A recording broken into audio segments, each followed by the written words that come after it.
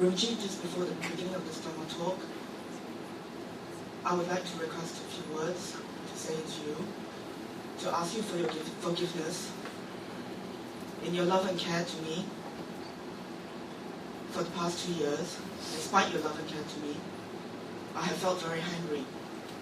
I have felt very hurt that in my years of Dharma service to you and to the Dharma, that 2 years ago, you let me go. When in fact, it was me who let you go. That I did not have the strength of character, or faith in you, or belief in you to carry on when I should have. And in my hurt and in my anger, I have said many negative things to you, about you, and about the center, and about your close Dharma students. I felt that I should have had more support. I needed more support, but I wasn't getting it. My ego was very hurt, and it was very difficult for me. Therefore, I went outside, I found a job. But in that time, many negative thoughts have gone through my mind about you. That you have betrayed me. But in the same time, I had also created the same thing back to you, that I also had betrayed you by letting you go in your time of need. I sincerely apologize to you, Rinpoche, from the depth of my heart. And I apologize to everybody for all the things that I've said negative about the center, and the things negative that I've said about the people close to Rinpoche.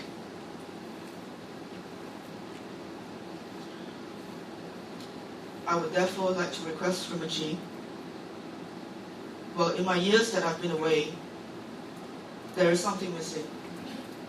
The thing that is missing is that I've not been able to do what I really in my heart want to do, which is to be of benefit to others. When you work outside in the world, you basically get your salary and you go home, you spend it, and it all happens all over again. But it does not bring benefit to anybody apart from yourself. I miss that part of doing Dharma work with you, Rinpoche. I miss that.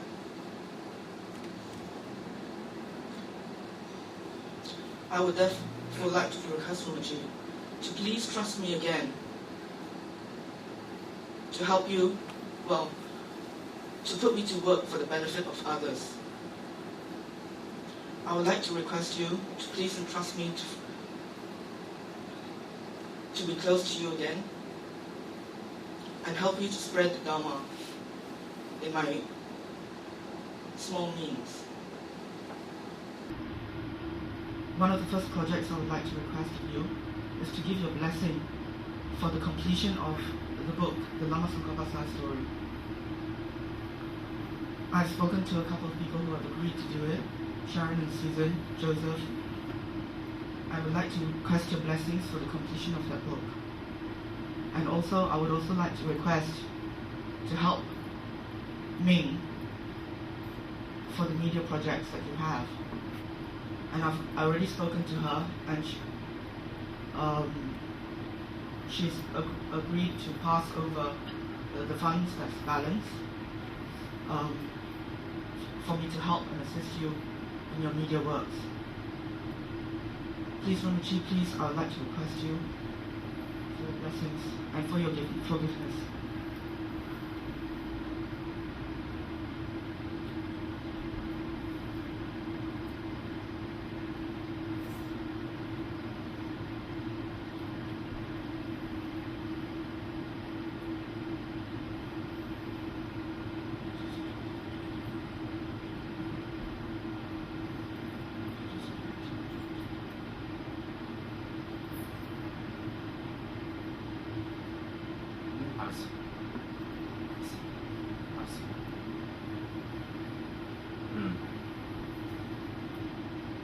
Actually,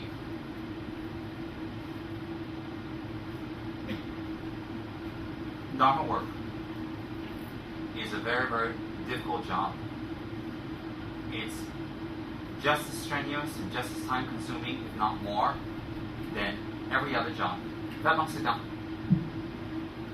So therefore, it is a very, very difficult job, because in Dharma work, if you're doing real Dharma work, you're not just teaching people how to do mantras. You're not just teaching people how to pray. You're not just teaching people how to meditate or tell them to read a good book.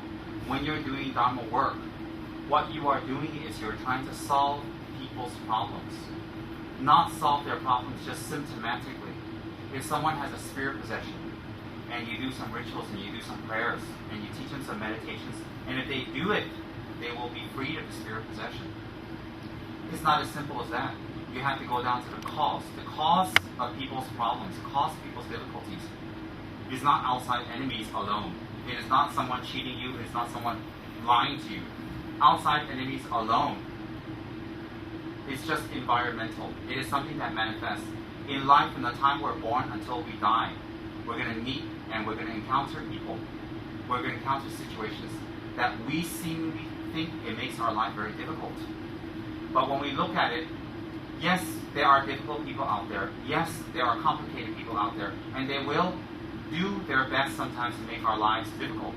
But you see, how we react towards that is how much suffering we create for ourselves. When we react negatively back to others, and we react the way we normally act without Dharma, when we act negatively without Dharma, we create more harm for others, and we create harm for ourselves. And it doesn't end because we get them, they get us, we get them, they get us. And you may think, well, why should I stop? It's not fair. It's 50-50. They should stop also. But when we know Dharma, or when we have come under the grace of Jesus Christ, if we have come under the grace of Lord Buddha or Allah, and we have adopted a form of spiritual practice, even not, if we have adopted our parents, if we don't believe in religion and we're atheists, that's fine also. If we have adopted our family name, let's say our family name is Li or Chong or whatever, then not to disgrace our family name. And if we have a wonderful country like Malaysia, where everybody's educated and everybody's civil and everybody's very, very, very, very good people, not to disgrace our country and disgrace ourselves and disgrace our family, our wives, by acting in a manner that reciprocates their harm with harm. When people harm us, we should stop, but we should not reciprocate vengeance or harm on them. So what happens is, when people do negative things to us, because we are older, if we have some gray hair in our head, if we are matured, if we have gone through the hard knocks of life, if we have especially learned Holy Dharma, we have a very special duty not to react back to other people the way they react back to us. Why? It takes one person to stand up and say no. Like the Buddha says, if someone gives us a gift, we don't need to take it. We don't need to take that gift. So my point is, we can't change the world, and we can't make the world do or act as we think they should do or act. But we can definitely transform our view and projection of the world. If we change our view and projection of the world, it's as if the world has changed. Whoever is trying to harm you, if you do not harm them back, and you say, I'm sorry a lot, and you smile and you're humble, their harm will stop. Their harm will stop. It's not a matter of you being right or wrong. It's a matter of stopping harm. Stopping harm. So what happens is, all of us, including me, all of us, we have good points and we have bad points in us. And sometimes the bad points take over because of certain situations, certain people, or certain ways we think, or mostly habituation, the way we've grown up. So the way we've grown up and the way we've encountered things affects us and the way we react to other people.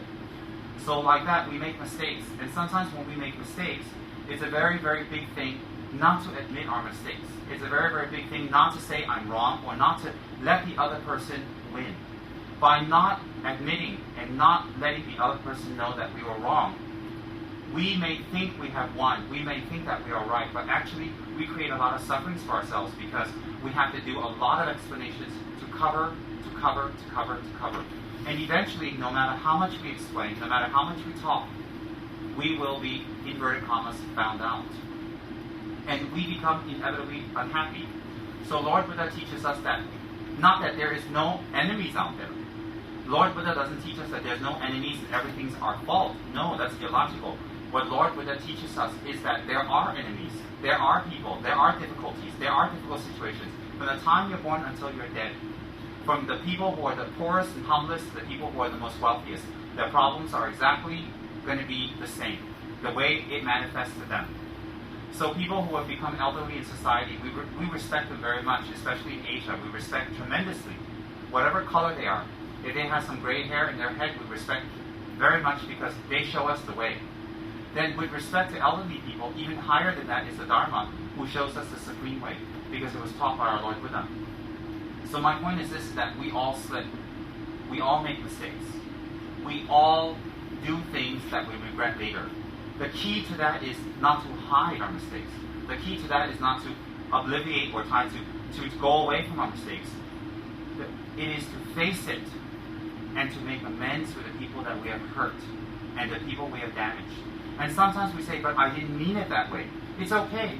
Most of us don't mean to hurt.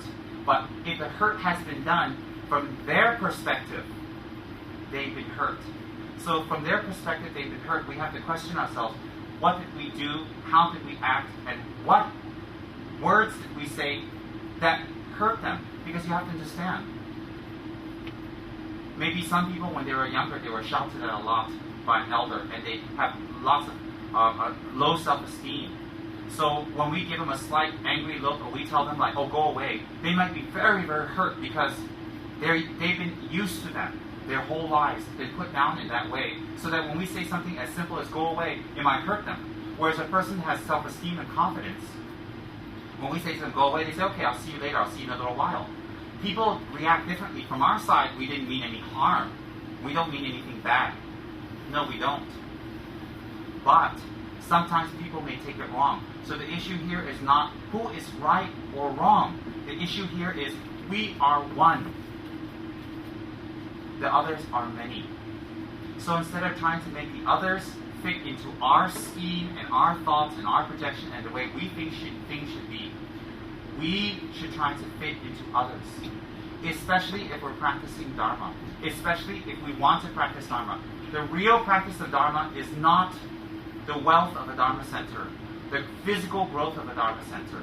That the Dharma center becomes bigger, bigger, bigger. The temple becomes more wonderful and fabulous, and there's huge crowds, and it's just, thousands of people seeing your Lama. That's not the growth of the Dharma center. Anybody can do that. Businessmen can do that. False priests can do that. Anybody can do that. Anybody can draw a crowd as long as you have something to say, because there are many, many types of people out there. So my point is this, is that it doesn't matter if the crowd is big. It doesn't matter if the center is large or huge. It doesn't matter if the center is wealthy or not. Of course, if the center has sponsors and help and assistance and it can grow, it is sincere, it will be a benefit to many people. But the real growth of the Dharma center, please listen carefully, the real growth of the Dharma center is individual students and teachers seeing their mistakes, facing up to their mistakes, and expressing and apologizing and healing. That is the growth of a Dharma center. That's what we want from Kichara House. Kichara House or Dharma centers or churches or temples, all of that should cater not to people just coming in and putting a joss stick and then pray, give me luck, give me fortune, let me find a girlfriend or a boyfriend. No, it's not that. A temple or a church or a holy house is holy because it teaches you to be different than what you've been taught. And so in a Dharma house, when someone, teacher and student, find their mistake and examine it, and if it takes them 1 day, 1 week, 1 year, 1 month, 1 decade to find their mistake, and they face up to it, and they own up to it, and they talk about it, that is the growth of Dharma. Why is that the growth of Dharma? Because Dharma grows when our mind transforms to something better. Something much, much better. When our mind improves and faces itself, when we take responsibility, when we take responsibility for what we're supposed to do, when we take responsibility for our emotions and our speech, and we take responsibilities for our mistake, that is Dharma growth. What is Dharma? Dharma is right attitude, right conduct, right thinking. So when someone makes a mistake and they can face it to themselves, that is the most important. Telling other people is wonderful, but facing to themselves is the best. Because when we face our mistakes, then we are on the road to enlightenment. Why is that? That mistake will be removed. It will be filled with wisdom. So that's what I want in the Dharma Center, is growth. Inner growth. Spiritual growth. I want husbands and wives to be very close. I want husbands and wives who have been estranged for difficulties or arguments that have gone apart to become close. I want husbands and wives to become very, very close. And I teach that type of Dharma. Because none of you, or most of you, will not be priests and monks. But if we can have a happy, harmonious husband and wife, the children are affected. And if the children love the parents and husband, and a father and mother, then the children will grow up with dignity, self-esteem, right view, right understanding, and example. If we ourselves are a bad example, and our children only see that, how do you expect them to act? If our children act negatively, it is a reflection of us most of the time. Why is that? If our children are estranged, if our children are naughty, are not taking responsibility, are doing things that embarrass us, and we're angry, to be angry with our children and to keep them at a distance will not help them. I'll tell you why. Because now they're young, we can control them. But when they reach 18, 19, 20, their minds come forth, they meet with other friends, they meet with other peers, and they say, look, your parents are like that, what for? Let's get out of here. Then you will have no control over them. While your children are young, you should give them advice and talk to them. Not just worldly advice that they can hear from TV or from movies, but advice that's higher, the Dharma. And how to give that advice is if you know the Dharma. And if you know the Dharma, not only repeating what the Buddha has said, but actually practicing the Dharma from your heart. Therefore, you will become an excellent example for your kids. And you may think, they're your kids. You had them. They're your responsibility. You produced them. Nobody forced you. No one threw them at your doorstep. So if they grow up alienated or cold or away from you or they feel difficult, it is your responsibility to make them close. So my Dharma teaches people in a very gentle and respectful way that you are not bad, that there's another point of view. You're not bad, there's another point of view. So it teaches children to be close to their parents. It teaches parents to be close with each other. It teaches people to be close with their relatives. It teaches respect of elders. It teaches respect of the law. It teaches respect of who we are as a human being, other human beings. In my type of Dharma, we do retreats, we do meditations, we do chanting, we do all of that. Because those things help us to focus our mind on what is correct. But the real practice of Dharma is harmony within the family, at your level. Harmony within the family, harmony with each other, harmony with your kids, harmony with elders, harmony with the law, harmony with your neighbors and everybody around you. And therefore, in my house, Pichara house, whether you're a Hindu, you're a Christian, you're a Buddhist, if you're atheist, it doesn't matter. You don't have to convert. You do not have to say, I'm your guru. You do not have to say you're a Buddhist, because all that is completely irrelevant. What is relevant is not labels that are stuck onto you. I am a Buddhist. I've converted. He's my guru. All that's irrelevant. What is relevant is when you become closer to your wife and husband. When your difficulties are resolved. When your children start to listen more and more because they watch your own example. Through time and consistency, not once or twice, consistency. That you can sacrifice your pleasures and what you like to do for the sake of your children. Your free time. And when elders are respected by people who are younger, that should be the way. Whether elders are right or wrong, from sometimes they're humans too. But if they live this long, they survive this long, they deserve our respect. And it's beautiful in Asian culture that we respect elders very much, and I am very for that. There needs to be some order in society. And also, my brand of Dharma is to respect the people around us and the people that we meet. Whenever I associate with others, I think myself the lowest among all and hold others supreme from the depths of my heart. That's very important. At the main door on the right side, you'll see painted beautifully the heart of the Dharma. It's called the 8 verses of thought transformation. That is the heart of the Dharma. That is our credo. That is the motto of our center. So therefore, people who can face up to their mistakes and confess, they're not confessing to the Guru. They're not confessing to us. They are confessing to themselves. And when they can confess to themselves and they can face up to it, there's growth.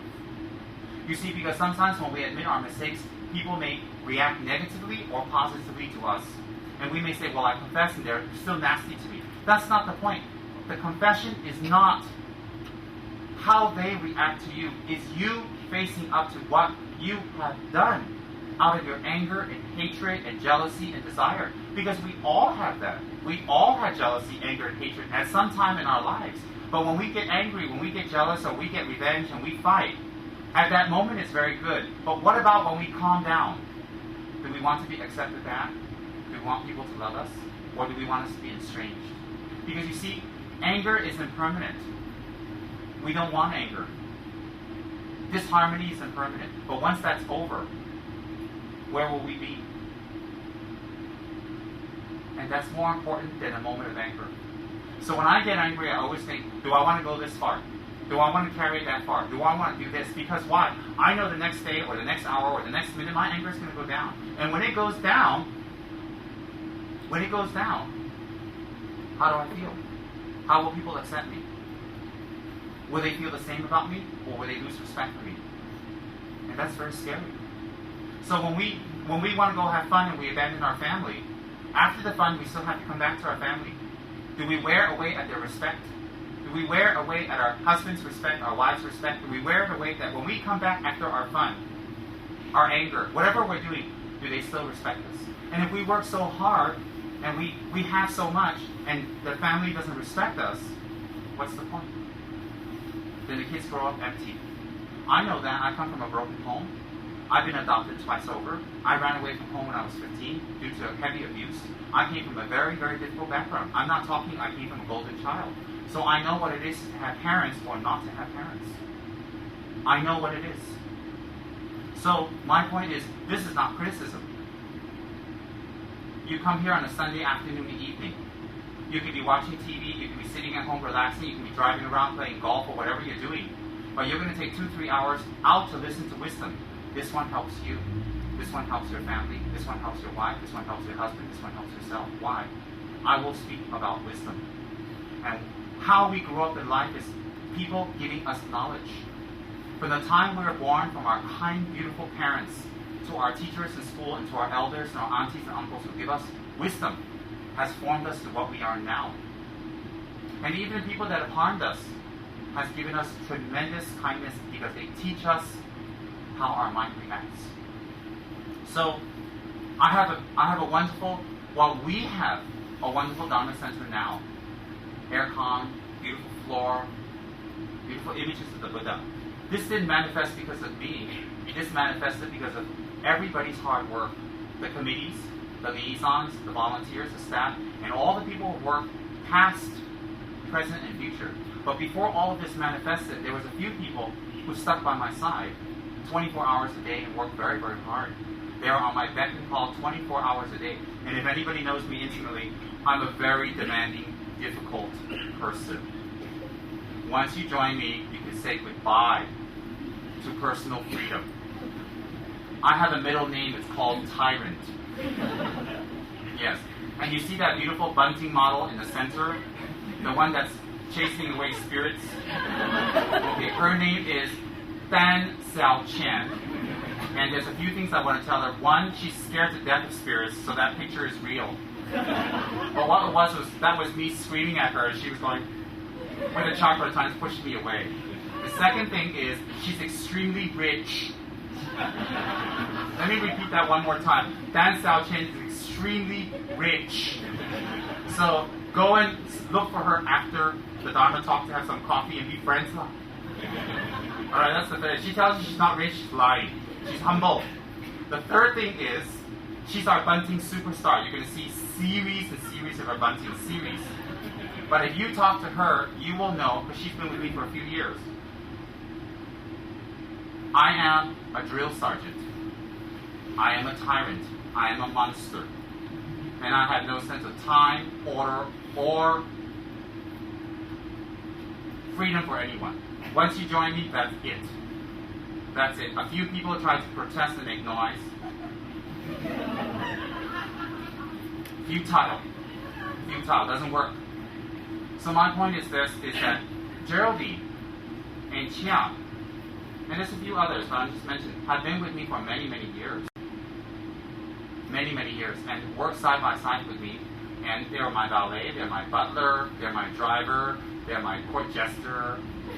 Yes, they get my food, they're my cook. Don't have Geraldine cook for you, but never mind. They're my shopper. They're my, if I get pissed off, they're the object I throw things at. I mean, they take all the abuse. And not just mine, they have to take abuse of a lot of people who come. And then when one person asks them a question, you think that your question is solved and you're happy. But you see, they have to answer the same questions for hundreds and hundreds of people year after year after year. And they always have to have a smiling face.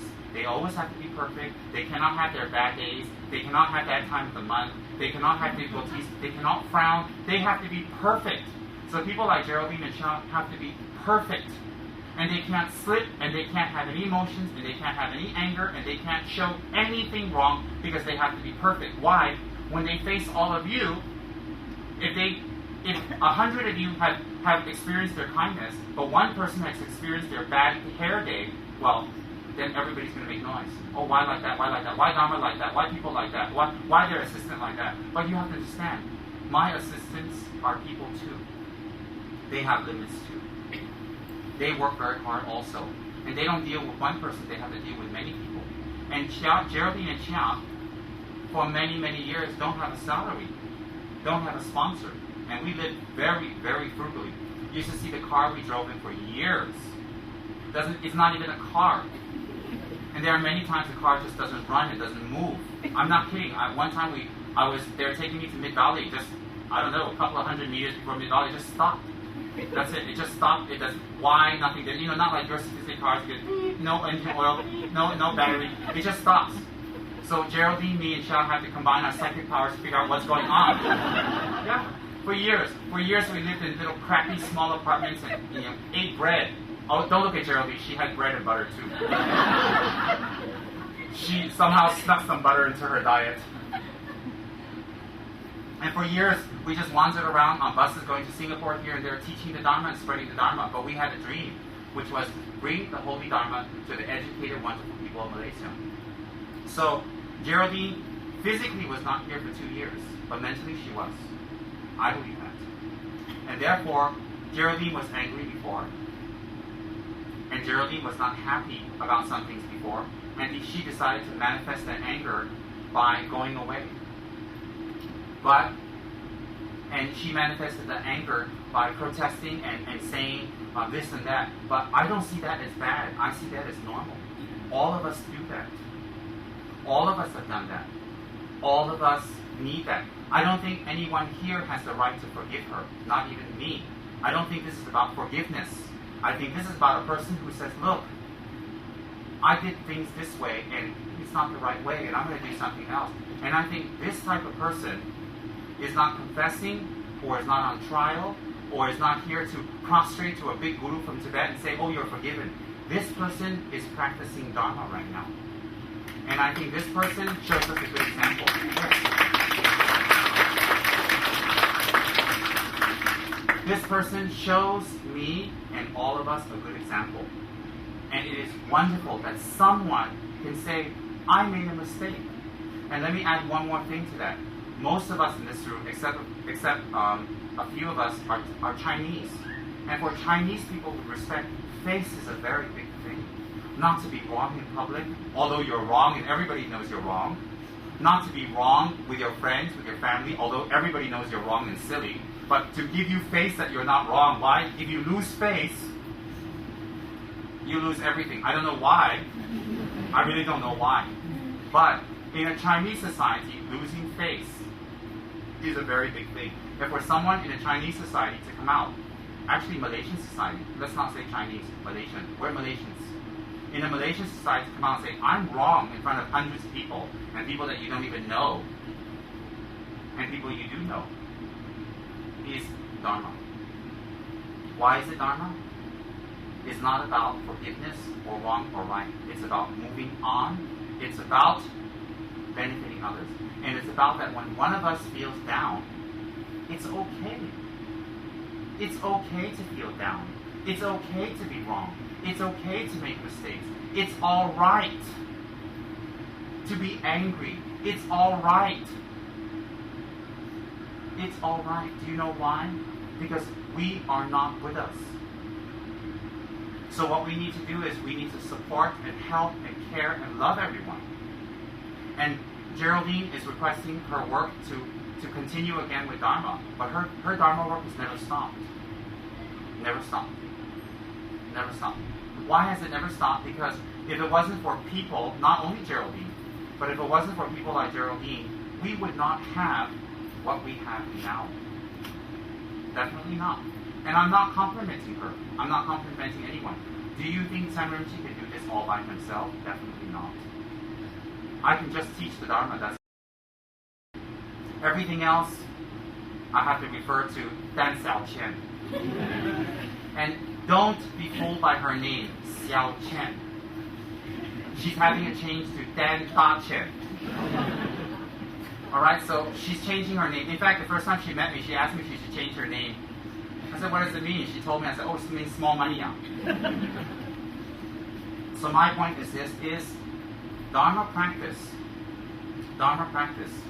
is when someone improves their mind. When someone grows and someone expands. And you know what happens? They don't lose. They're not forgiven. They win. And they accept themselves. And they grow. And when they grow, the Dharma grows. It takes one person, another person, another person. We don't all have to be so dramatic and come up with flowers and all these things and blah, blah, blah, blah, blah, and then make a big speech, a song and dance, and tears and tissues and Kleenex. We don't all need to do that. But what we need to do is, when we all make a mistake, and we all do, and we all will again and again, face up to it and make a change. And that's all that matters. Of course, Geraldine's welcome. She's never been unwelcome. No one's unwelcome. In the house of Buddha, how can anyone be unwelcome? And she's requested for Dharma work. My liaisons are very kind. They will definitely formulate something for her to do work. But the work has to be on my terms. The work has to be according to my instructions. And the work has to be according to my time schedule and what I would like to be done. And I'll tell you why. Because I'm given information by everyone, so I can systematically set out what is priority, what needs to be done. That's all. And the other part is I'm a control freak. But the real thing is, yes, I know what's priority. So I commend Geraldine for practicing Dharma. I commend Geraldine for facing up to herself.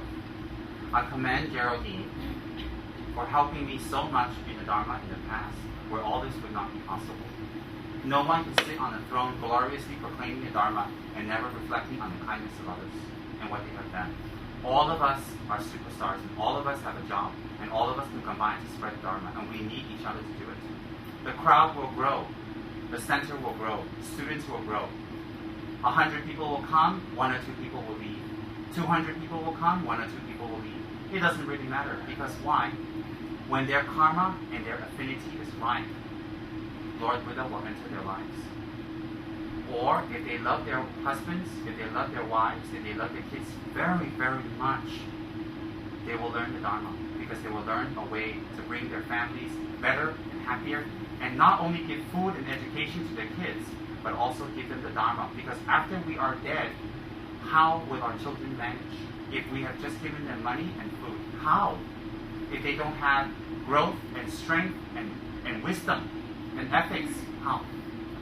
So it is not just about giving money and food and all that to our kids, because a lot of kids who get that, they're good kids, they're wonderful people, but they don't know how to manage it. Consequently, they might be swerved or taken advantage of or used in the future. And if our kids can be used and swerved and not take responsibility while we're alive, imagine when we are dead. it's finished. So if we love our parents, if we love our kids, if we love the people we care about, the best way and the best thing we can do is not just food and house and clothes, give them knowledge. And that knowledge must come from practice, and that's what Dharma is about. So I'm very, very happy to physically welcome Geraldine back. I'm very, very happy that she's going to join our fabulous Dharma team. I'm very, very happy that Geraldine is going to do Dharma work to benefit others, because Geraldine has a very kind heart. Very kind, in which she likes to see other people benefit. So the best way to manifest that is by doing Dharma work. What she will do specifically and what position and all that, I will confer with my liaisons, and they have wonderful ideas. But for now, all the offerings she's given to me, I accept on behalf of the Buddha, not myself. I'm not worthy of offerings. And I have nothing to forgive her. But I do say congratulations. I am not in a position to forgive anyone. I'm not a Buddha. I'm not in a position to absolve anyone's sins, because I have sins too. But I am in a position to say, when you make the right step, you purify your karma. When you make the right step, you go in the right direction. And that's what Geraldine has done today. And I think she's really doing Dharma practice. So maybe all the years of abuse and screaming and slaps and kicks and things I've thrown at her, and the Maggie knees and all that, maybe it does have some result. I think the Maggie knees had a lot of results. So I thank Geraldine for what she has said. I thank Geraldine for her honesty, and I thank Geraldine for wanting to benefit others. Her wanting to benefit others is the best part. It's wonderful. So now that Geraldine's had her 15 minutes in the limelight, let's commence with our Dharma talk.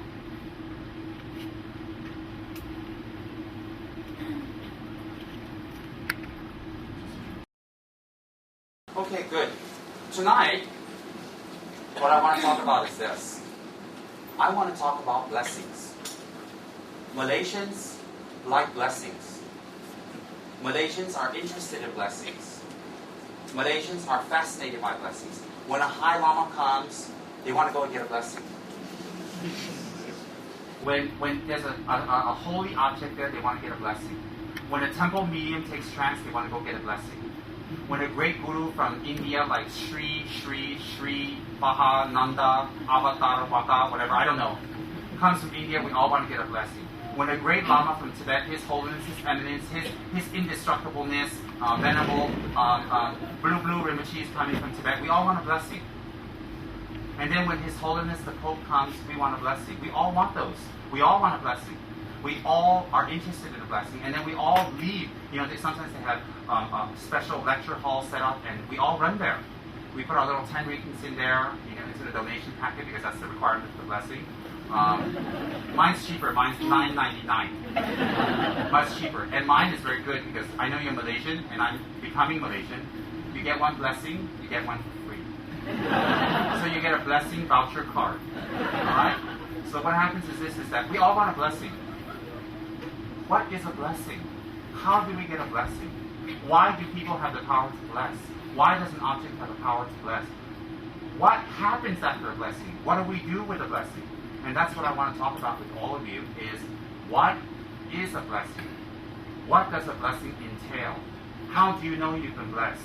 How do you know that this Lama didn't just put some empty little gold thing on top of you, bless you, collect your 10 ringgits? Just take 10 ringgits from here. After this, I can go Shangri-La, have a nice din-din with a few friends.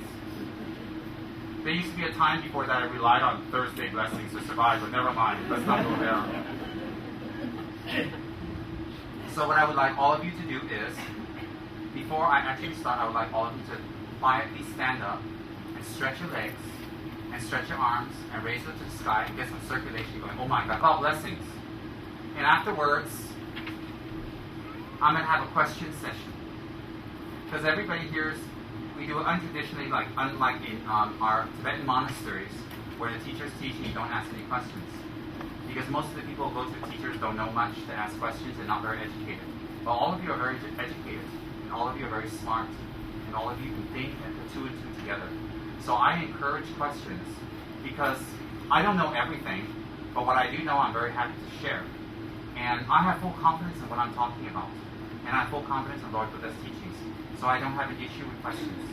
I don't believe in religious organizations that don't allow questions or questioning or doubt. When they say, oh, you have doubt and you're bad, you're going to hell. I don't believe that. I don't believe that. I think I'm in hell if I have doubt and you don't let me ask. So for me, asking questions is very integral because if you're confident about what you're talking about, why can't people ask you? And if you don't know something, you just tell people you don't know, you look it up and let them know. Because it's not possible one person knows everything. Alright? That's one. The second thing is, so I like questions. So afterwards, we're going to have a question and answer session. Everyone except Paris may ask me questions. Everyone. Paris is not allowed to ask me questions because we're going to be here till tomorrow morning. But if she gives me 10 ringgit per question, then she can. And knowing Paris, she'll limit down to one question. Yes, she has friends to support.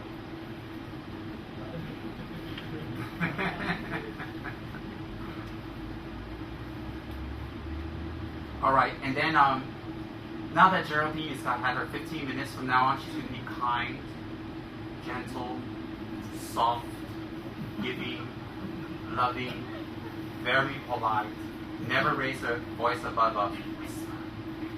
She's gonna wear clothes that less than 2 people can fit. We're gonna work on that. She's not ever gonna sleep again. She's gonna do things that I want, and it's back to control. And she has to do everything I say and when I say. And she can pretty much kiss the sunlight goodbye. And has anyone seen Geraldine's car? Let me tell you, we're gonna paint that up into a love mobile. We're gonna put peace signs and Dharma wheels all over it. Big and yellow with big. We're gonna revive the 60s, the love, hair, flower, power thing. She's gonna be driving around all over KL, Klang, Kujung, Cyberjaya, Malacca, JB, everywhere with that little car. And if the car can't move, she'll push it. And we're gonna make sure we're gonna send a little spy there, put a spy cam in her camera, up in her car, make sure we know what she's doing, and we're gonna make sure we dismantle the air conditioning for her. You know what they say, when you sweat, you lose weight. She loves it. She's never loved abuse as much as she's loved it from me, trust me. For her, abuse is love. You know, the best way to get to a man's stomach is a best man to get to a man's heart. The best way is through his stomach, people say. The best way to get to Geraldine's heart is abuse. That's what Buddha told me in a dream. I did a divination with Ming and she told me that. Oh yeah, and wow. You guys are going to start something up, huh? You and me. Wow. There are wonderful, honest people out there, and we're going to get our refunded money back and start something else, huh? Wow. Ming's practicing Dharma too. I just can't I just can't wait. I just can't wait for Ming to take me out to Din Din to give me my money back. Thank you very much. Wonderful.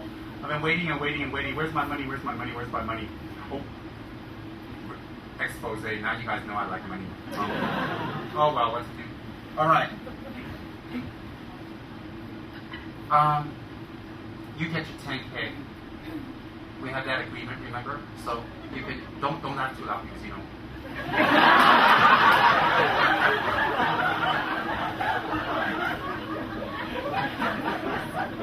Well, I don't want her to hurt herself. I know I'm such an evil when she worked out like that, holy from Tibet, talk so nasty and so bad and vulgar to people. Look, I've got to be your friend. I got to come down, I got to come up to your level. Okay. Those little buntings are from my designs. I thought of the idea, I thought of the concept, and also I thought of the models. And those models are all in-house. All those beautiful people you see on there are all in-house models. And we're going to have a whole series of buntings going out and out promoting the Dharma in a modern, fun, sophisticated way. No more of this, you burn incense here, you sit there, Namo Mi Tofu, or if you're a Hindu, you wear nothing, and we poke a lot of pins through you, we carry a Buddha statue up the hill, up and down. I'm not putting that down, I'm just saying that's not for me. Alright, I'm not putting any of it down. I'm not going to be like Mr. Singh, you know, wear 3-4 meters on my head all day and you know. Isn't Mr. Singh wonderful? He's Sikh, and we can be together and pray. He's my old friend. I haven't seen him in a long, long time. He found another guru who left me. But now we reconciled and we're lovers again. Guru-disciple lovers, yes. Mr. Singh is one that we've been attending my talks for years. How do I know it's him? Because nobody behind me can see me. They're always like,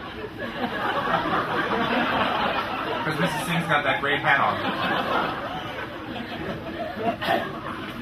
Isn't it weird? Buddhists shave off their hair, Sikhs keep their hair.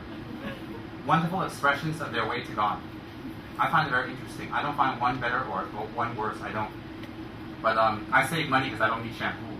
Well, Buddhist monks don't, right? I do. Not as much as Mr. Singh, though. Have you seen when Mr. Singh lets his hair down? It's a lot of hair. Okay. Anyways. What's a blessing? A blessing is something that is conferred upon us that we feel is holy, that will change our lives. That's what a blessing is. Malaysian view of blessing. After I get a blessing, I will be rich. I will hit 40. I will finally find the prince in shining armor or the princess sitting there waiting for me to kiss her awake. Or I get a new car or a new house. Malaysian version of blessing. A, 4D. B, love. C, house and car. That's Malaysian version of blessing. Okay, no problem. Buddhist version of blessing. When you get a blessing, your minds open up and transform. You see, many of us have had many lives. We've had many, many lives. None of us in this room, all of us in this room are Rinpoches. It's just what we were doing in our life makes us different Rinpoches. Some of us were prostitute Rinpoches, reincarnations. Some of us were, hoodlums. Some of us were, CEOs. Some of us were soldiers. Some of us were nuns. Some of us were Christians. Some of us were Buddhists. Some of us were Hindus. Some of us were, white and black. We were born all over and everywhere on this planet. And that's something not accounted for, not identified with just Buddhists. That's also identified in Western theory and psychotherapy now. Because it's something that people can't deny anymore. Past life regression therapy is very big in the US. Very, very big because it has effects. In any case, my point is this, is that we've had many, many lifetimes. And in those many lifetimes, we've come across something holy. We've come across something powerful. Maybe in a previous life, we went to a temple, and in front of the Buddha, we offer some fruits, we offer some rice, or we offer some noodles, or whatever, we offer some incense, and we really make deep prayers. Maybe in a previous life, some great monk somewhere in Japan or Cambodia or Taiwan or Italy or wherever gave a discourse and talked about selflessness. Maybe sometime in the past we were very great charity people.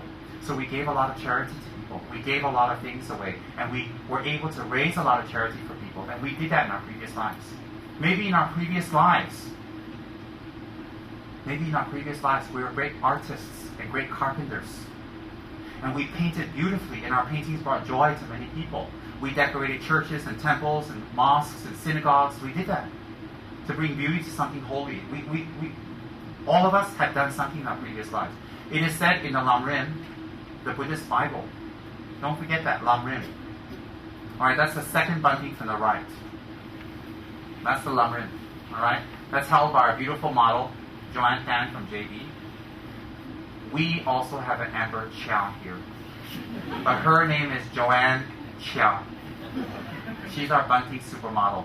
But don't tell Dan Xiao Chen. We don't want Xiao Chen, small money. Let's just call it small money, easier to be upset. But my point is this, is that it says in the Lamrim that we have taken so many rebirths that every single parent, every single person in samsara has been our mother or our father at one time or another. That many times. An example is if you live in a small town. If you live there long enough, you're going to know everybody. If the population is 1,000, 2,000 people in a small town, many small towns in the U.S., you're going to eventually know everybody there. Even if someone's totally a hermit, introvert, and they stay home, they leave their house once a month to go get groceries, you will bump into them at one time or another. Why? When you live in a place long enough, you will meet up with those people.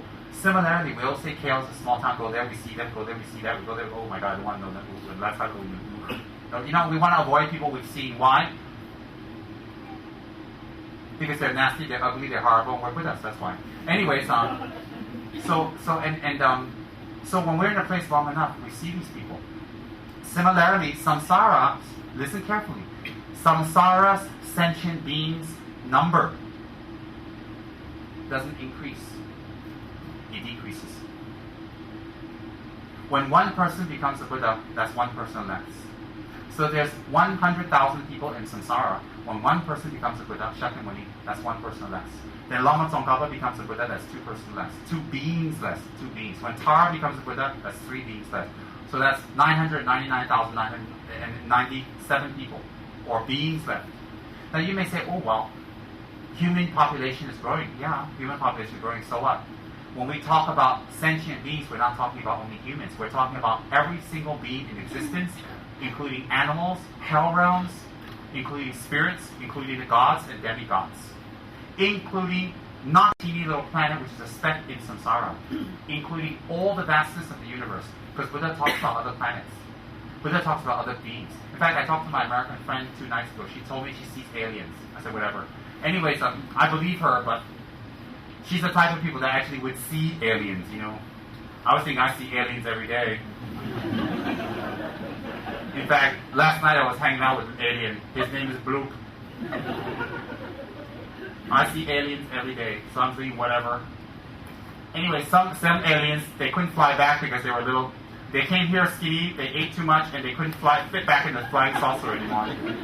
So there are all kinds of aliens out there, And I wouldn't laugh too loud, Margaret. Some aliens come here and meet, friends, and they can't fly back anymore to their solar systems. Margaret's like,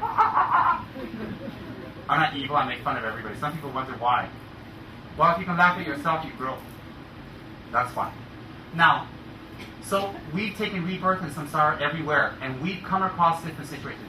Certain events that we have done in our previous lives has a huge impact on our minds due to our attachments. Huge impact. Sometimes doing huge charity works in our past has a huge impact. Sometimes making a beautiful painting and it pleases so many people, it has a huge impact. Maybe in our previous life we saved someone and it has a huge impact. Maybe in our previous lives we were firemen, or we were people that were nurses and doctors, and that we did this all the time, and the great pleasure we derive from helping others is very strong in our mind. Some people were Dharma teachers in their previous lives, so by teaching the Dharma, they were able to move many people's minds and change their lives, because our action and speech come from the mind. Some people in the previous lives maybe served lamas, or sponsored lamas, or helped their gurus, or helped the temples. We did many, many things. So these things that we did are stored inside our mind. It is stored inside our consciousness. That is called a karmic imprint. So these things that we did in our previous lives, religious or not religious, doesn't matter, are stored in our subconscious mind and carried with us life after life after life after life. So if it's something we have done for many lifetimes, the same thing, of course, that very thing we've been doing for many lifetimes becomes stronger in our mind. Much, much stronger. Chuck, come here. Put this holy body over there in front of Chuck. So if something we have done for many, many lifetimes, again and again and again and again, it will have a very strong imprint. So that in this life, when we're born, we will have a natural liking, a natural disposition towards that object or towards that activity. Let me repeat again, listen very carefully, because I'm teaching you the workings of the basics of Buddhist practice, the fundamentals, which is karma. When we have done something many, many, many, many times in previous lives, we become familiar. when we become familiar, that sticks out in our mind very strongly. Now, it could have been something we've done for the last 10 lifetimes or 15 lifetimes. Maybe we were leaders. Maybe we were leaders of a county. Maybe we were mayors, or maybe we were, ministers for a few lifetimes. And in that lifetime, as a minister, we did things that were tremendously beneficial. Then in this life, we will have these kind of qualities, we'll have this kind of look, we'll have this kind of appearance where we can lead people, and that our appearance can lead and guide and help people if we concentrate our efforts and go toward that direction. Simply have done something in your previous life doesn't mean in this life you'll be very good. It means that you'll be going towards that direction, and you'll like doing that. It means that you are drawn towards that, but it doesn't mean that you will be good at it instantly. But you will be faster and quicker than other people who have not done it in their previous lives. So in your previous lives, if you enjoy eating and eating and eating, maybe you were animals for a few lifetimes, you enjoy it. This life, you're going to enjoy it. You're going to look forward to it. You find yourself around din-din, you find yourself around meals, you find yourself around restaurants, you want to get dressed for it, you want to eat. You discuss the menu, you talk about it, you have meetings, you do divinations, what food should I eat tonight, everything. I'm not putting anyone down, because that's what you're used to. There are some people who don't care about food. They care about the way they look. How I look. Is my hair okay? Is my skin okay? All right. Quit looking at me. And they're worried about, are they skinny? Are they fat? Every time they see you, their mantra is, am I fat? Of course, I'm not guilty of that because I stay skinny effortlessly. I don't gain any weight. I can eat whatever I want. I never gain weight. And Jim, what's that? How do you spell it? G-Y-U-U-M-A. I don't know. Never heard of gym, never went to a gym, don't want exercise. Treadmill, what's that? Is that something you sit on and I don't meditate? I don't know. Anyways, if you're very interested in the way you look, and this isn't just for women. Women are more obvious about it because society says so. There are a lot of men who are quite vain. When you're not looking at them when they're in the bathroom, they're there for hours. Doing what? I don't know. Hours. So just because you're a woman doesn't mean it's just you. No. Vanity is how you look. It's not just woman or man. Men just do like... We're not looking like that, right? You know how your boyfriends and husbands were before they met you? And after 1-2 years, you know what they look like? Well, you know already what. When they first met you, they got V-shaped, they look like a lion, great hair, they smell good. After about 1 year, their shoulders drop to their stomach. Their hair, what? They got hair what? Be happy they still got hair. Ask Jivan's wife. Okay, so what's the big deal? My point is these are things we've done for many lifetimes. And their imprint will be very strong. So people are very attached to the looks and how they look. Maybe in their previous lives, there were people who were very beautiful. And so they use their beauty to acquire things. And it's not necessarily negative things. Maybe very handsome men. They moved on in business, and they moved on in things, get a beautiful wife or whatever because they were handsome. Beautiful women, maybe in the past they got things because they were beautiful, whatever. And so they have this attachment towards beauty. And then maybe in their previous lives they were wealthy. They're wealthy. And in this life they have a very big, strong grasping and fear of losing wealth or getting wealth or trying to get wealth. We all want wealth. We all want money. None of us, even me, nobody's going to say you want money, say no. They say no, they're lying. I'll say no, but I'll send my assistants to collect. What do you think I got 7 liaisons for? They're here to collect donations for. Without my permission, without me knowing, they pass baskets around on Sunday. But anyways, never mind. As long as I get a percentage, pass it on. Forget the basket. I'll give you a bucket. But anyways, my point is that we have done many things. And it's imprinted in our mind. And in this life, or in our life, when we have the opportunity to come across environmental calls, listen carefully. I'm giving you big Buddhist terms here, but I'm putting it into words that all of us can understand, layman's words. Environmental cause, we need a karmic cause. That is something we have done and it's been imprinted in our mind. We need an environmental cause. That is something to open. Gan sivere. Gan sivere means the object we have planted or the seeds that we have planted to grow, to manifest, to germinate. So therefore, if in our previous lives we were great artists, and this life, we've been a housewife, we've been cooking spaghetti all day, we've been cooking mihun all day long with rice, and our wonderful lion husbands, the other direction, lions come home, And then we have wonderful 8 kids, and they all need to go to college, and we make $1,500 a month. We have a happy life. What? In any case, all of a sudden, our wives, go to see art or see something on TV or go to an art class or one of their friends introduced them art. All of a sudden, she goes, "I love art. I want to do it." And the husband's out crazy. In reincarnation Van Gogh here. No lah, you're crazy. Cook my meat home. No, actually, very strong inside. She thinks, I want to do art. Oh. This is protection, just in case any of you want to throw magic at me and take my money. I keep my chakra here, which I got from KMT, DMT, KP. In case any of you are not educated, Kichara Mystical Paradise, Kichara Mystical Treasure, I forgot my store. Zambala Mystical Treasure and Kichara Paradise. Get one if you want protection from the evil eye. That's why I walk around all the time, so I'm protected by that. Good marketing also. Anyways. Oh yeah, Tsem. Okay, so what happens is these are very blessed. I'll talk about this in a little while because it's connected with blessings, huh? Anyways, especially if it's from your guru. Anyways, so your wife becomes very interested and she wants to do it, and it comes from where? It comes from a previous life where she has done this and it had a huge impact. A huge impact. Very strong. So therefore, it comes from somewhere. Some people say, what happened to you all of a sudden? Similarly, some of us in our previous lives have done meditation. Some of us in our previous lives have met our lamas and practiced with our lamas. Some of us in our previous lives have listened to the Dharma. Some of us in our previous lives have prayed to Lama Tsongkhapa. So when we hear Lama Tsongkhapa's name, when we hear about our Lama, when we hear about the Dharma or meditation, you know what happens? Something inside opens up. That opening is called the Karmic Imprint germinating. And the condition for it to open is external, environmental. So when we come across the Dharma talk and we listen to the truth, it opens us up. And sometimes we don't know why. We know. Sometimes the husband says, "Oh, I love the Dharma talk. I want to go." And the wife says, "What's going on? You're crazy. Why do you go all the time? Why?" It's not that the husband is crazy or the husband is like or don't like. It's something from a previous life opening up.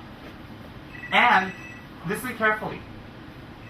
The people around this person, let's say it's the husband that likes to practice Dharma, the wife and the children will have had some connection with this person in a previous life. Perhaps they went to meet monks together. Perhaps they had prayed together. Perhaps they were Dharma brothers and sisters. Perhaps they had the same guru. So sometimes the husband has a very strong practice, and this husband doing the practice and meditating will bring incredible benefit for the family. Why? It takes one person to open up the seeds. Maybe in a previous life, the husband did a little bit more than a wife, so the imprint in the husband is much stronger. So therefore, whatever it is, whatever you love in this life, you will continue to love. Never fear. The husband will not leave the wife.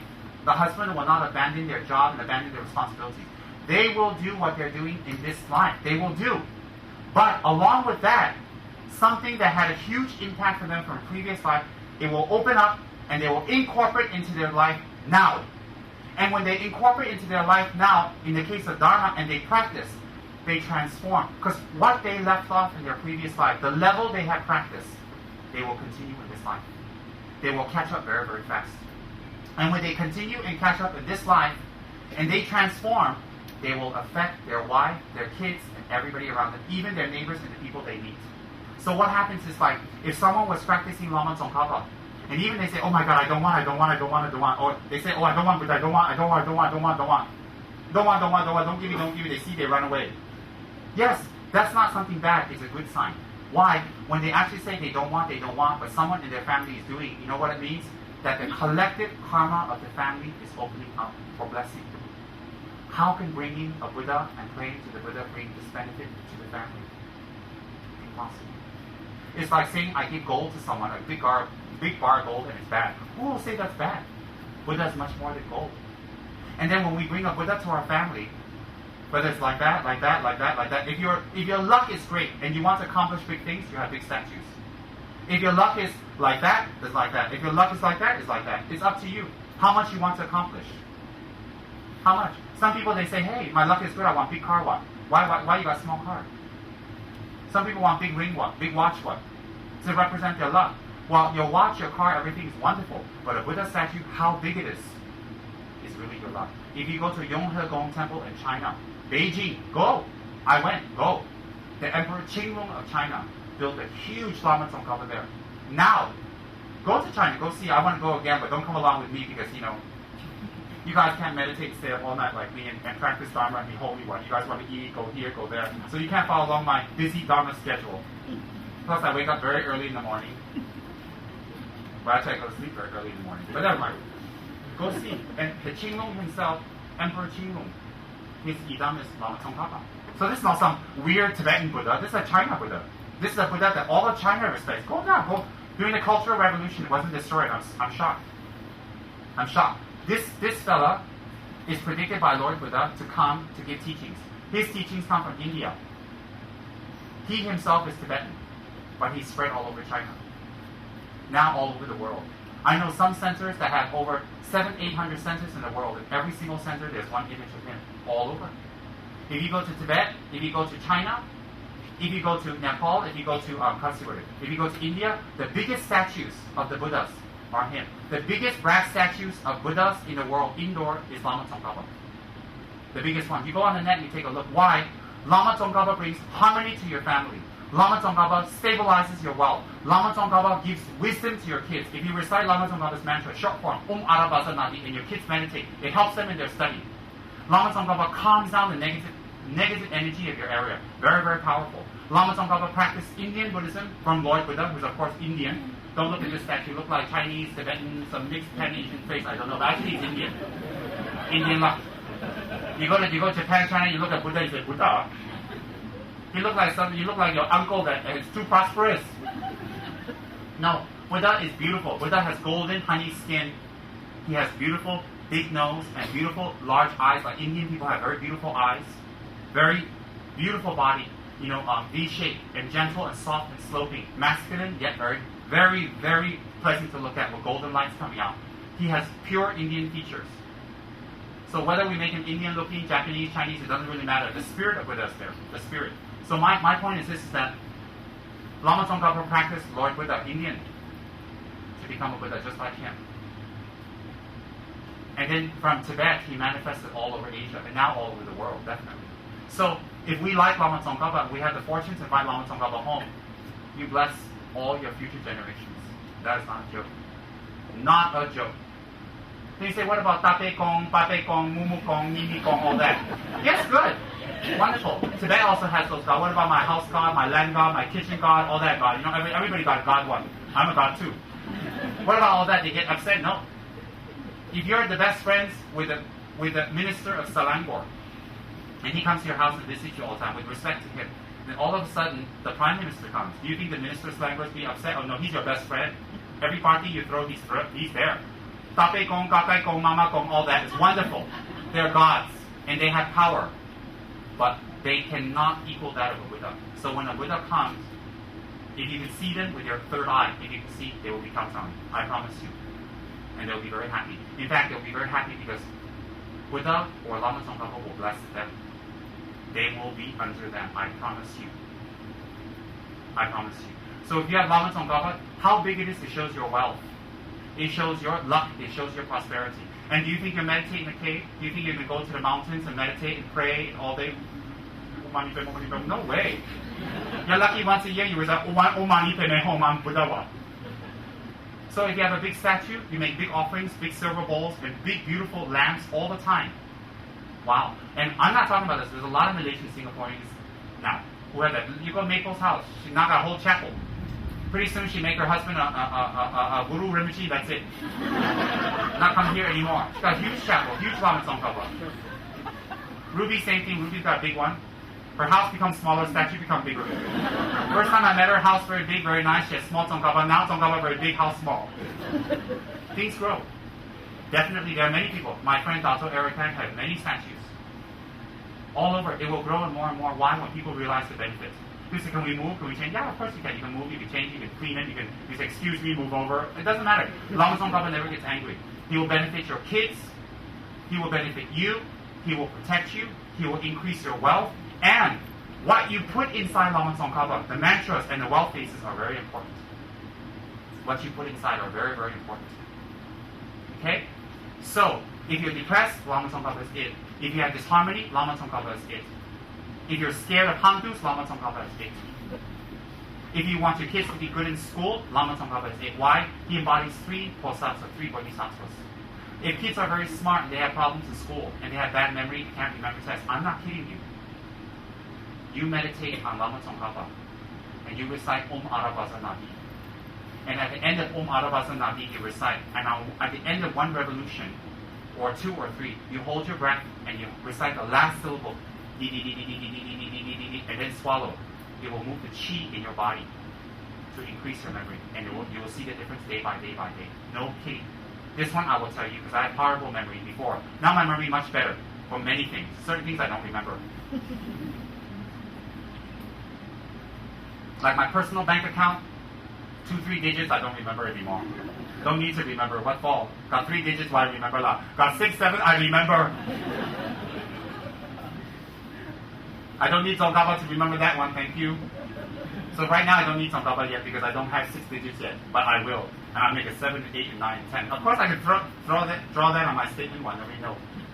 Anyways, so what's a blessing is, example, if your previous life, very auspicious, if your previous life, if you had prayed to Lama Tsongkhapa and you had done offerings, even if you're a lay person, not necessarily a monk, and you have done offerings, a little bit of prayer, a little bit of offerings, maybe you even sponsor Lama Tsongkhapa to be made in retreat centers or temples, and you sponsor it. Maybe in this life, somehow you will reconnect back with Lama Tsongkhapa. Somehow.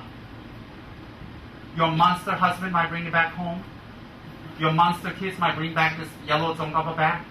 Maybe you go to Beijing, you run around temples, you see Lama Tsongkhapa. Maybe when a guru talks about Lama Tsongkhapa inside, jump up and down. I have many people, when I talk about Lama Tsongkhapa, the first time, inside they go like that. They don't know why. They feel excited. When I talk about other Buddhas, they say, yeah, it's nice, I respect. But when they say Lama Tsongkhapa, they freak out. They freak out. And sometimes when we meet our Lama that we have practiced Dharma with in our previous life, maybe it's a Lama that we received Dharma from our previous life. When we meet that Lama, we don't know why. We like him, we want to listen, and we automatically trust. People who are intelligent and educated and trust their Lama very fast, don't think they're stupid and put them down. It's because they followed their Lamas in previous lives. And they develop this kind of trust already for many lifetimes. So when they see this Lama, they can sense it. They can feel it. And they will know. It's just like a dog when they're very young and you take care of them, then when they grow up a little bit, they go to another place. 10 years later, you see them, although you look different, you're fat, you're big, or you're skinny, whatever. When the dog sees you, it will whine, it will cry because it remembers. Similarly, we will whine and cry when we see something that we've done in our previous lives. None of us are here by accident. Some of us will be able to listen to the Dharma talk, some of us will feel anxious, some of us will leave. Leaving, staying doesn't make a difference. If you have the affinity from previous lives to improve yourself, you will stay and listen. If you don't have the affinity to improve yourself, you will not stay and listen. Why? When something good comes to you, you cannot receive. So what is a blessing? A blessing in the highest form is when you come across something you have done in a previous life. One example. Pray to Lama Tsongkhapa. Immediately in this life, when someone mentions to you, you will like it. Second, is even if you don't like it, even you don't want, Lama Tsongkhapa comes to you. It comes to you naturally and easily. Even you say, my monster uncle bring Lama Tsongkhapa home. Why? What's this? They freak out. Even you don't want, it still comes. You know why? I'm not kidding you. It is a sign that in your previous life, you have a strong connection. And when Lama Tsongkhapa comes to you, step by step by step, you will see your mind love, respect. When you read more, when you understand more, you understand. Just like that, sometimes in our previous life, we were connected to certain people. In this life, we marry, go, you, why, After 1-2 year marriage, you. And then someone explained, maybe their mother, their father, or whatever, explained, oh, they're like that, they're kind, they work like that, they act like that. They go, oh. Then you understand, you let go. Why? Because you understand. Similarly, like that, a blessing is when you come across a certain situation and it triggers, the environmental situation triggers your mind to restart what you have done in your previous life. That is called blessing. Why is it a blessing? Blessing is an English word meaning getting something good, divine providence, something borderline miraculous, something that's positive, something that improves your life. So, if a blessing improves your life, and you come across something that makes you do something and change the course of your life to positive, you've received a blessing. Why? That instant you change? No. That instant you transform? No. That instant you become different? No. But from that point on, it becomes better for you. Then that is a blessing. Now, if you say, oh God, I got Mr. X, Mr. B, Mr. C, they're my good friends from previous lives, the medium at the temple told me, the four of us, we were the 4 musketeers in Tibet in our previous life, we ran around on yaks raping nuns, isn't that wonderful? So I met them again, and guess what? We're going to run around raping people again. Isn't that a great blessing? No. A blessing is when something brings positive energy into your life. It changes your direction into something positive for you, for your wife, for your husband, for your kids, for your family, parents. And just think, some of us, we have very old parents. They're 50, 60, 70 years old. They gave us love. They gave us birth. They gave us life. They feed us. They give us money. They give us job. They give us face. They give us reputation. They give us their name. They give us even the clothes on our back. Are very kind parents. And some of our parents are fine. They don't need our help. Some of them we help. But do you think only food and water and nice house and nice words will help our parents? Is that how much we love them? It's very small. Even animals can give food to other animals. So it's not a big deal. But when our parents are old, with respect to everyone, they will die. When they die, do you think it's enough just to celebrate Cheng Beng to them once a year? No. When they die, how much you cry will not change their course of destiny. When they die, there's nothing you can do. But if you dedicate a statue, if you make a statue, if you make a stupa or a statue, how to say stupa? If you make a stupa, or you make a statue, or you build temples, or you build retreat centers, or you build meditation centers, and you dedicate it to your parents, it is tremendous benefit for them. Correct, they don't get 100% of the merits, but they get a large portion dedicated to them. You know why? Because that place will be used for people to find peace, to find love, to come to terms with themselves, to become better people, to learn the Dharma. And every time someone learns something very good, and every time someone improves, that was because of your dedication to your parents. Because you made it because of your parents. You say, well, I gave the money, how can my parents get it? Because if it wasn't for your parents, you wouldn't have any money. You wouldn't have anything. You wouldn't have nothing. So if you make something like that and you dedicate it to your parents, and it's grand and big, according to your income, and you dedicate it to them, you will help them. You know how you will help them? Maybe they never encountered the Dharma. Or maybe they're too old to practice the Dharma. Or maybe their minds are not in the direction of the Dharma. But that doesn't mean the Dharma is not good. Doesn't mean that Buddha doesn't have power. So when we do that for our parents, we make sure that we help them to take a good rebirth. A good son and a good daughter who is filial will not only think about their parents for food and house and car. No, they will think about their parents for their future life. That is our responsibility. Our parents are the most kind to us, the most kind. So when we do Dharma or we do Dharma work, it will be a tremendous benefit to our parents. And not once, not twice. Why? How many times have your parents fed you and taken care of you and loved you and helped you? How many years? One statue is not enough. One temple is not enough. One charity, no, it's not enough. And then some people say, well, I don't have to do Dharma work, I can do charity. Yes, you can. You can. But there are many levels of benefits. Many levels. For example, if we do charity that gives food to people, if we give charity that helps the earthquake victims, that's wonderful. Wonderful. But You can't help every earthquake victim. You can't help every person that's starving. You can't help every person that's hungry and sick. So, but if you give Dharma to them, when they encounter these problems, they will know how to deal with it without creating more unhappiness for themselves. So when you create Dharma institutions for people, and it teaches Dharma and it gives Dharma to people, you know how you're helping them? You're helping them from their mind, not just their body. It's wonderful to heal the disease, and we should do that. But I'm talking about the different levels of charity and different levels of help. The highest charity in the world is to give people peace of mind, freedom from anger, and harmony within their family and community and their world. That is the highest giving we can give. And even higher, the most supreme, is freedom from the fears of samsara. That is the highest gift we can give anyone. Highest. So you want to talk about charity? Wonderful. I do charity, I do plenty. I love it. But I know that that's not enough because they'll be hungry again, they'll be sick again. And it will be endless. So how? I don't stop, but I do something higher. I take care of their mind. Because when someone actually is dying, what do they need? They need the Dharma to calm their mind, to give peace to their mind, to give peace to the people around them who suffer. That is the highest. Where can you get that? So when we do Dharma work and we do Dharma images and Dharma statues and Dharma temples and all that, it is the highest form of charity. That's why everywhere in the world, whether it's in the holy Islam religion, it's holy Hindu religion, or the holy Buddhist or Christian religion, or the Jewish religion, wherever, when it comes to building a temple or building a house of God, it is the most prized and highest charity. Why? Everybody knows that this one gives you peace of mind. And that's what we need.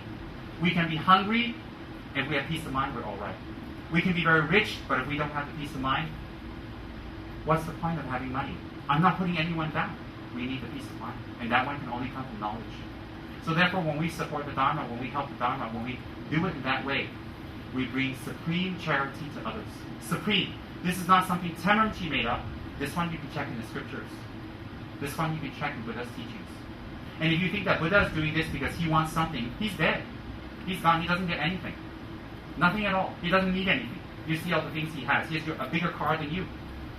He drives around in a big sports car somewhere up in heaven. Fabulous. With Tara as his friend. You know, Tara is beautiful. You see Buddha and Tara? But they are caught by Tsongkhapa, so they stop. There's a Buddha police up there. And so what happens is when we come across a situation and we have done this before, or we have met this person before, or we are familiar with this activity, when we come across it, it will open our mind. When our mind is open to that positive action we have left off, that means we have received a blessing. Who can give blessings? Who can? People who practice great compassion. People who practice forgiveness. People who practice love. Love, what kind of love? Not love towards our family because that's biased. Love that is not based on getting something back from the other person. That type of love that is practiced by a person, those people can give you a blessing. I'll tell you why. An example of those people are like His Holiness the Dalai Lama. Her Holiness, Mother Teresa. When we come across these people, the great soul Mahatma Gandhi, when we come across these people, because of their selflessness, because of their dedication to others, because of their love of others, that they find that others are more important than themselves, and they have this energy within them. When we hear about them, when we see them, and when we see their activities, it moves us to tears. It resonates inside of us very deep. Do you know why? Because we have done something like this in the past. We have made prayers, we have aspired to something like this in the past. So therefore, when we have done this in the past, in the present, when we come across that, we will be moved. Well, some people say, I don't want to go to Dharma talk. I don't want to pray. I don't want to do meditation. I don't want to. Even when you don't want to, it's a sign that in your previous life you didn't do much, but you did enough that it still comes to you.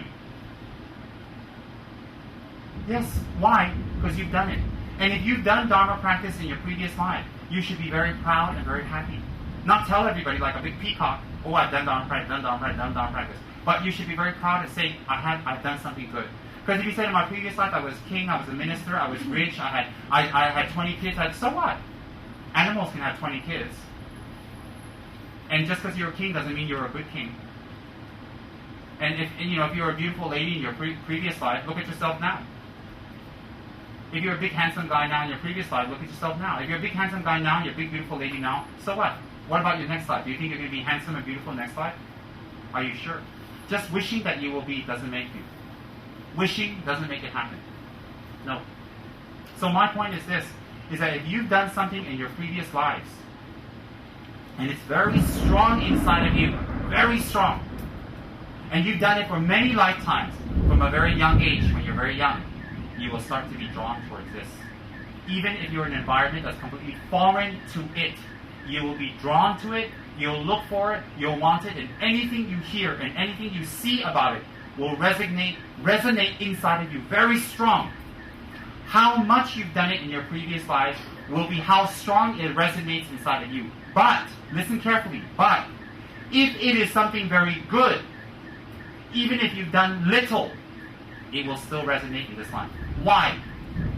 Example, if it's the power of Lama Tsongkhapa and you've done it, Lama Tsongkhapa's power is incredible. One small piece of gold, one diamond that is small, 1 carat, 1 diamond is worth much more than 100 pieces of crystal, 200 or 3 pieces of crystal. One diamond will surpass many crystals. So in your previous life, if you had been you had many crystals, but you had 1 diamond. In this life, that 1 diamond will outshine all because its value is more. Like that, even in your previous life, every day you pray to Lama Tsongkhapa, just 5 minutes, you offer 1 baralam. In this life, even though most of your life you have not done, you don't know, you don't understand, but it comes to you. It just comes to you, you don't know why. Even you don't want it, comes to you. It means you have affinity.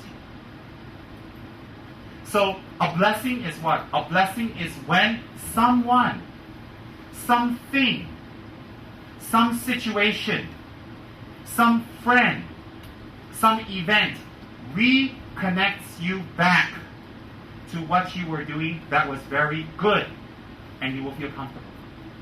And many cases of people, upon sight of their Lama, they're moved. That's what happened to me with Songrenji. Upon sight, I couldn't control myself.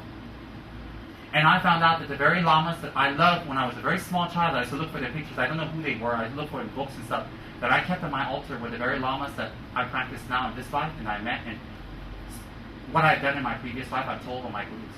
Shocking. Why? No one was in America when I was there. No one told me. I didn't know. I just looked for it and I found it. And it's the very Lamas I'm reconnected with in this life again. So my great no, but I got a blessing. I got a blessing. So my point is that when we do good things, let's say that we did a lot of charity in our previous life. In this life, when someone says to us, hey, you know, you've been going party, disco, running here, there, running there, you have this, you have that, and you're really busy, but can you help me with this? And like, okay. And you do it and you like it.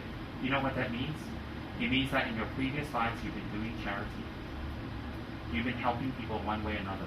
The way you do it will be different because time, place, space, culture, people change. But the technique and the motivation remain the same. There are some people who just all the time do charity. Why? Some want face, some want to help, some want prestige, some want name. It's okay, but they still do it. And people still get benefit. It means they've been doing their previous life. So a blessing is when we come across a situation and it opens up.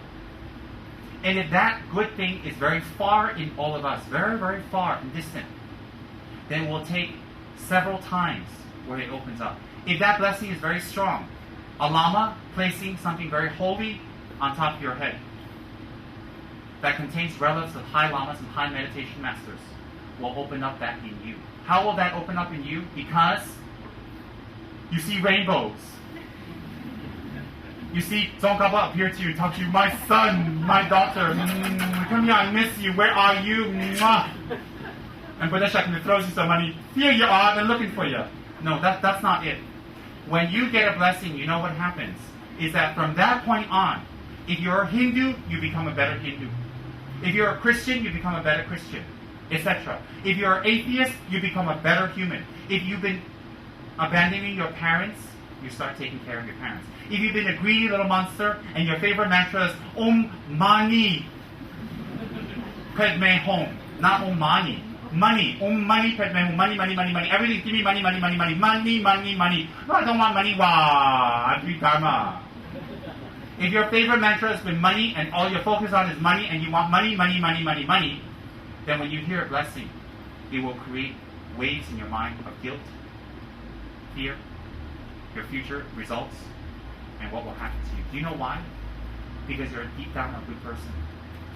You're a good person inside. And you will feel uncomfortable, and you will feel guilty.